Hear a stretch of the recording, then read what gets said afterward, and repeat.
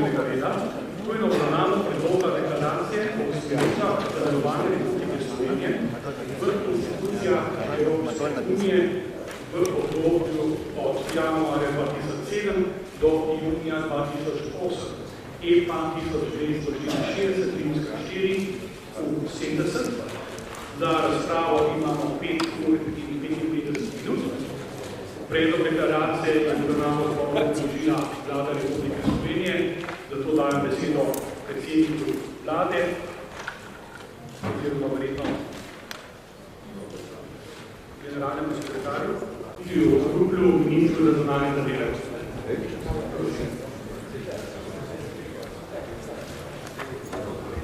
Ko predsednik prihaja, ga tudi pozdravljam in mu kar dajem besedo.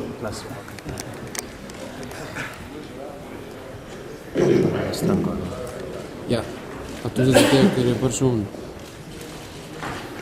Hvala lepa za besedo, predlog, da sem skupaj za zamudo. Stokratna deklaracija o usmeritvah za delo Republike Slovenije, institucija Evropske unije se obravnava 2007, v juni 2008 je nekoliko pomembnejša od podobnega dokumenta, ki se ga obravnavali lani. Pokriva tudi daljše obdobje, 2,5. Pokriva tudi obdobje, ko bo Slovenija predsedovala Evropski uniji in vsebuje vsebinska področja, ki so predvidena tako, kot so zapisana stališča tega, kar vemo danes. To pomeni, da bi morali to ali pa da je potrebno v prihodnosti tudi še prilagajati, da se lahko z tega velika deklaracija tudi še spreminja. Vendar o tem takrat, ko in če bo aktualno, tokrat najprej nekaj razmislekov o širših problemih in izzivih, s katerimi se danes sooča Evropa, oziroma Evropska unija in temu tudi Slovenija.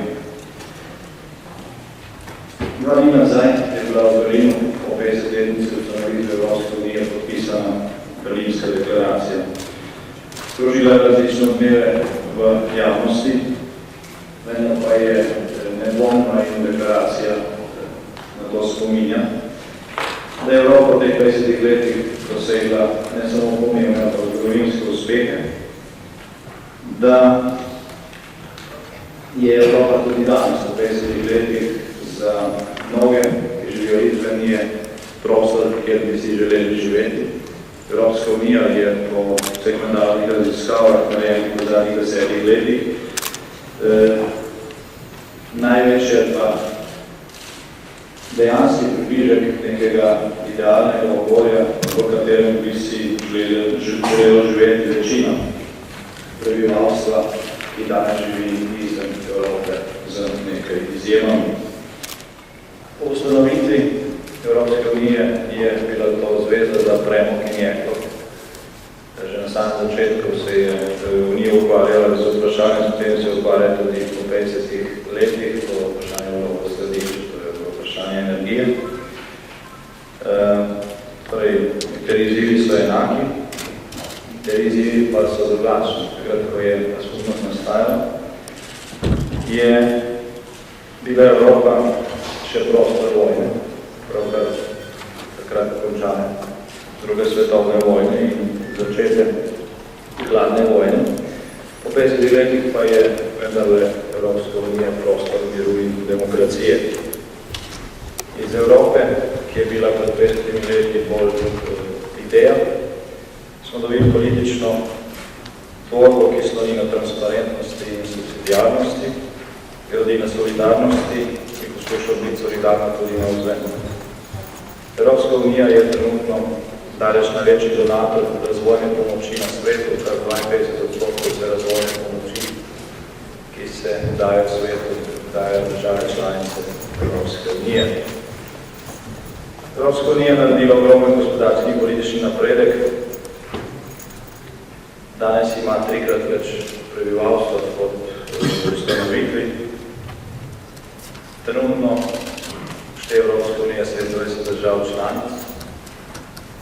Od teh 27 držav 15 držav v času, ko se je podpisovala prvo pogodbo, ki jo beležimo za začetek Evropske unije, sploh ni obstajalo ali pa so živele v diktaturah.